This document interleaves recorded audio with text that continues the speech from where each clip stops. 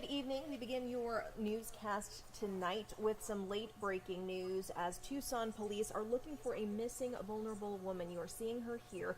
Officers are searching for Juanita Lawrence. She is 75 and was last seen today near Stone Avenue and Elm Street around 10 in the morning. She is 5'3", 147 pounds. As you can see, has blue eyes and was wearing a floral shirt and black leggings with a blue stripe. Here's a good look at her. If you know where she is, have seen her, you are asked to call authorities immediately.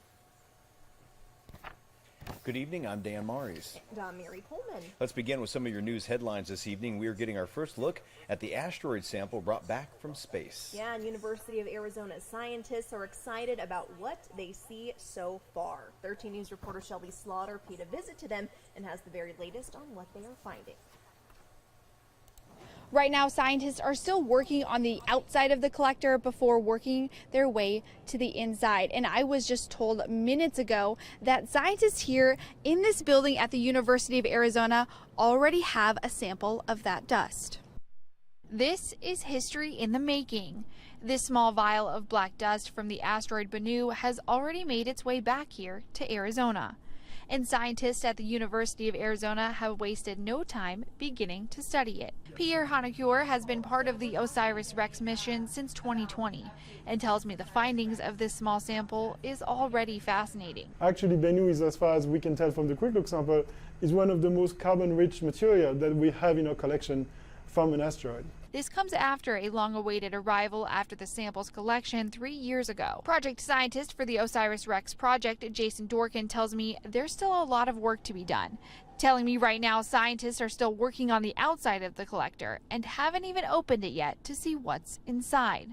But they want to do it right so future generations are able to study and learn from this groundbreaking sample. We have the responsibility to make sure that we pick up every little grain and secure it so that it maintains its scientific integrity. Dworkin says because this is the largest sample ever brought back to Earth, NASA is working to get every bit of small grain on the outside of the collector so there's no shortage of dust to work with. A blessing to have so much, but also responsibility, because this is a sample for the science team and for the agency and for the world to study for, like I said, decades. 50 years from now, people not yet born will look at the sample using instruments that have not yet been invented to ask questions of the sample that we haven't even thought of yet. But the analyzing has already begun, both at NASA and here at home. The mission's lead scientist, Dante Loretta, showing a preview of what's already been discovered. Those are the water-bearing clay minerals, and they have this fibrous kind of structure. We call this serpentine because they look like serpents or snakes inside the sample. And they have water locked inside their crystal structure. And I want to stop and think about what that means. That water, that is how we think water got to the Earth. Hanacure says he's seeing the same thing here in his lab too, telling me his team is also seeing those clay minerals, further proving the theory of how bodies of water like lakes and oceans came to Earth. One of the leading hypotheses for the delivery of water to the Earth and how water actually arrived on the Earth was it was delivered through impacts, so having impact from asteroids, and so you have a lot of impacts happening, and so you don't have liquid water arriving on the Earth, but you have all this water trapped into minerals that impact on the Earth and bring volatile to the Earth. And an interesting fact that I learned today, the University of Arizona Museum is going to be one of 3 museums to get a sample of that dust to display for the general public. It's going to be the Smithsonian, a museum in Houston, and then right here at the University of Arizona. We'll, of course, let you know when that's on display. For now, reporting from the University of Arizona campus, I'm Shelby Slaughter, 13 News. Arizona scientists are involved in another space mission set to blast off tomorrow. ASU researchers are involved with a mission to the asteroid Psyche. It's full of minerals like nickel and iron. And scientists say the mission will give us a better understanding of how planets were formed. After blastoff, the spacecraft examining Psyche will take about 6 years to get there. arriving sometime in 2029. So mark your calendars. Indeed. Pima County Sheriff's detectives are going over what they found at a home on the northwest side. A large number of unmarked sheriff's vehicles came out to a house near Orange Grove and Mona Lisa this morning. The sheriff's office tells us they were serving a search warrant. They're not going into details at this point, but they say that there is no threat to the community. We'll continue to monitor this investigation and keep you updated on air and online. And the latest in the Middle East, a Massachusetts family is grieving following the loss of family members in the Hamas attack on Israel this weekend. Now, the U.S. State Department says at least 22 U.S. citizens have died in Israel. Louisa Mueller reports from Lexington. Liat Vox was celebrating the Jewish holiday of Sukkot surrounded by family when she heard about the atrocities unfolding in Israel on Saturday. She thought about calling Eagle, the father of her 11-year-old son, Jonathan. Eagle and his brother, both dual Israeli-American citizens. Now you can hear from Liat about the call she did receive and why she still feels numb today. Less than an hour after, my brother calls me and give me the most horrifying message. And he just say, there is a war in Israel. Terrorists came from Gaza into Netiv HaSara. And Igal and his brother Amit were killed. So this is how I got the message on Saturday morning. And you're surrounded by family and you've got Jonathan. That must have been really, really hard. It was really hard. I really collapsed physically. My body collapsed.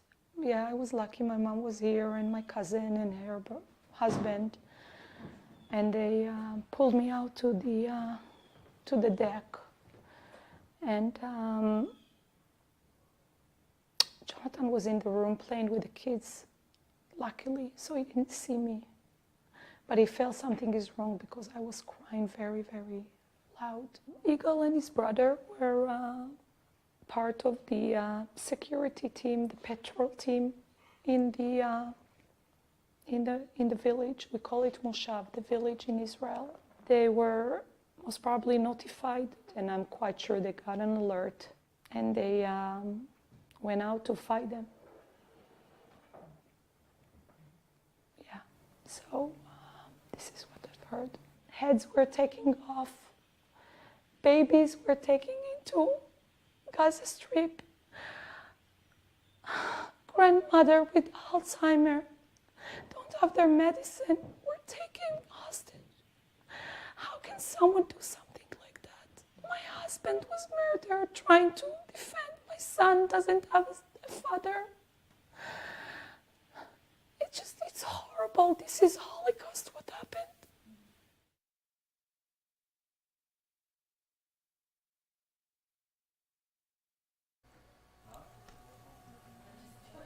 And President Joe Biden had some frank words about Israel and Iran today. Speaking to a roundtable with Jewish community leaders, Biden outlined the military action he is taking in that region. And he says he is sending a strong message to Iran, which has a history of supporting Hamas.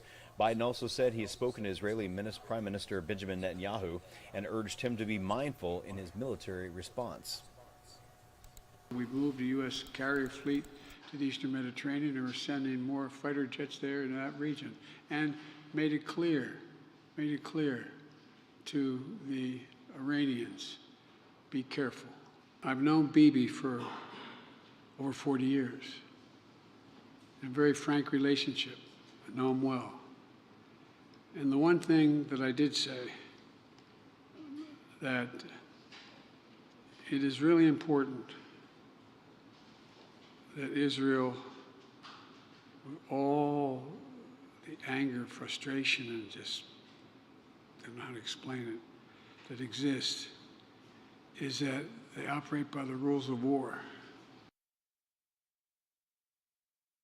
And switching gears now, today, an Alabama judge found a woman guilty of lying to police about being abducted after stopping to help a toddler on the side of a highway. Carly Russell had pleaded not guilty to 2 misdemeanors: false reporting to law enforcement authorities and falsely reporting an incident. In July, you may remember, Russell called 911 about a toddler on I-459. Police arrived to find her car on the side of the interstate still running and also found her phone. Volunteers and police looked for her in a case that drew national attention. Russell disappeared for about 49 hours, then showed up at home and said that she'd been abducted by 2 people. A few days later, her attorney said she made up the whole story and there was no child and no kidnapping. The state recommended that she get up to a year in jail, a fine of $831, and pay nearly $18,000 in restitution.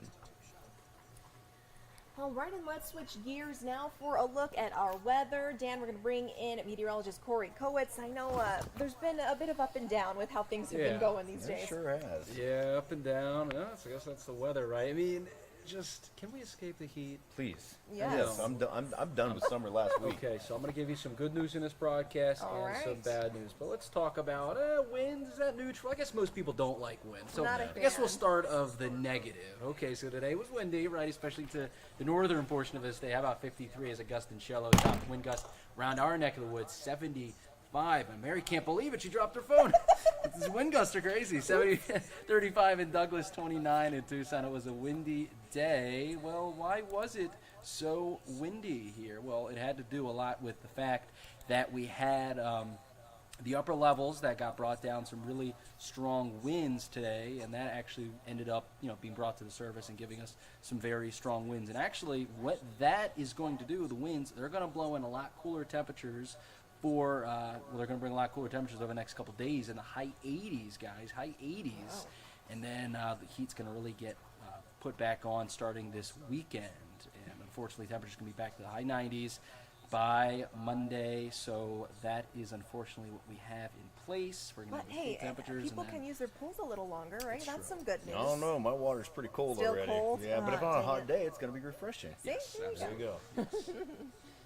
All right. Well, thank you, guys. Yeah, I mean, it's going to be hot, but the windy is going to calm down a little bit. But cool this weekend, or the end this week, and then it'll get hotter for the weekend up to the upper 90s by early next week. Perfect. Thank you so much, Corey. All right, we are going to end this cast with a look at a 100-year-old shipwreck that's been discovered in Lake Superior near Whitefish, Michigan.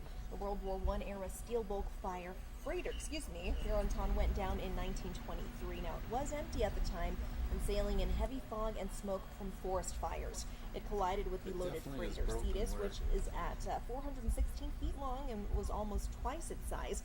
The Cetus tore a hole in the Huronton, and the crew boarded the Cetus when it became clear the ship would not stay afloat. Yeah, the first mate had time to untie the crew's mascot and carry the bulldog onto the Cetus. So it's been long known that the Hurton sank, but the wreckage wasn't found until August in 800 feet deep water. The wreck is only a few miles from the Edmund Fitzgerald, which sank in 1975 and was immortalized in that song by Canadian singer-songwriter Gordon Lightfoot. Some history underwater there for you. Pretty cool to see.